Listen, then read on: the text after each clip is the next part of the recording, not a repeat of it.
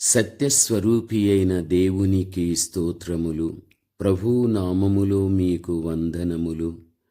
2026 August 10వ తారీఖు ఏర్పరచబడిన దైవవాక్యం ద్వితీయోపదేశకాండం 32వ అధ్యాయం 10వ వచనం.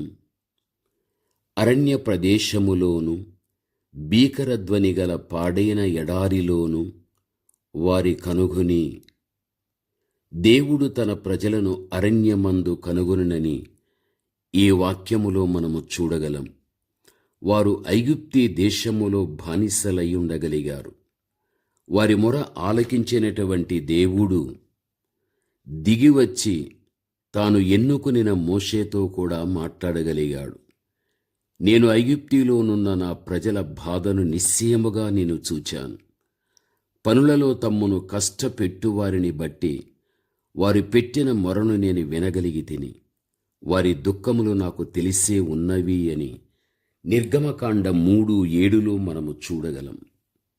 నిజమే, మోషే ద్వారా దేవుడు తన ప్రజలను విడిపించి అరణ్య మార్గములో నడిపించగలిగాడు. అది నిజముగా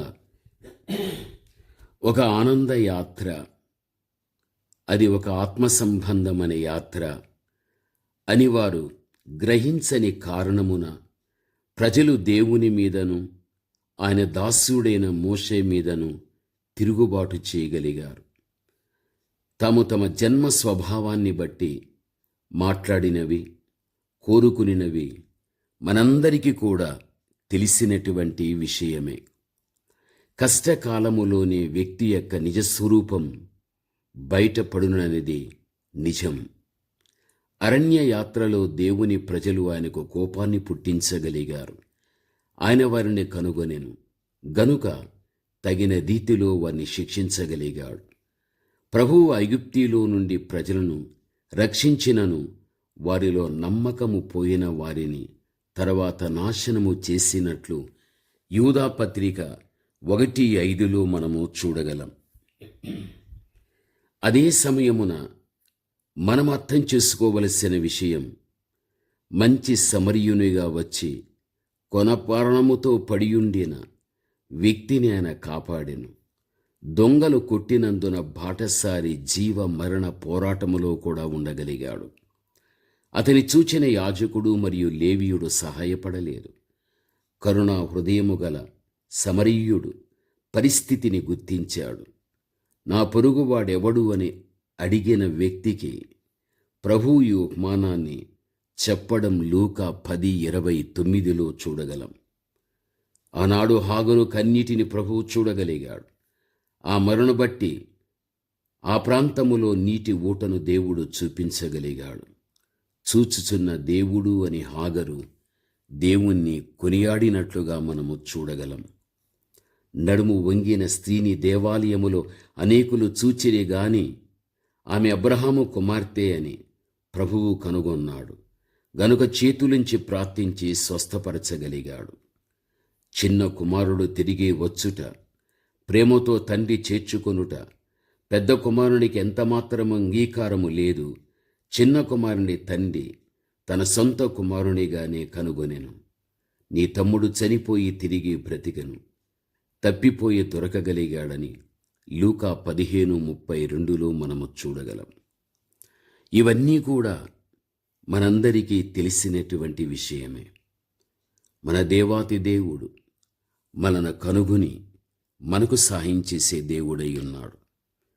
నీవు కష్టములో ఉండినా, వ్యాధిలో ఉండినా, ఆర్థిక ఇబ్బందుల్లో నీవు ఉండినా, సరైనటువంటి పోషణ నీవు లేని స్థితిలో ఉండినా, అత్యవసరమైనటువంటి వాటిని పొందుకోవటానికి ఆర్థికం నీకు లేకపోయినా, ఏమందు ఏ విషయములో నీవు కొరత కలిగి ఉంటున్నావో దానంతటిని కూడా నీ దేవుడు చూచి దేవుడై ఉంటున్నాడు.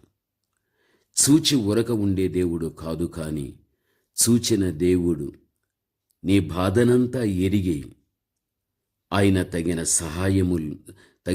సమయములో నీకు సహాయం చేసి నిన్ను అన్ని విధములుగా తృప్తిపరిచేవాడు నీ దేవుడు. ప్రార్థన. పరమతండ్రి అయిన మా దేవ, మీరు మమ్ములను కనుగొను దేవుడై మీరు ఉంటున్నారు. కనుగొన్న తర్వాత మీరు ఊరక ఉండే దేవుడు కాదు. మీ సహాయాన్ని మా పట్ల సంపూర్ణముగా మీరు చూపించి మమ్మల్ని తృప్తిపరిచేటువంటి మహా గొప్ప దేవుడు నా తండ్రి.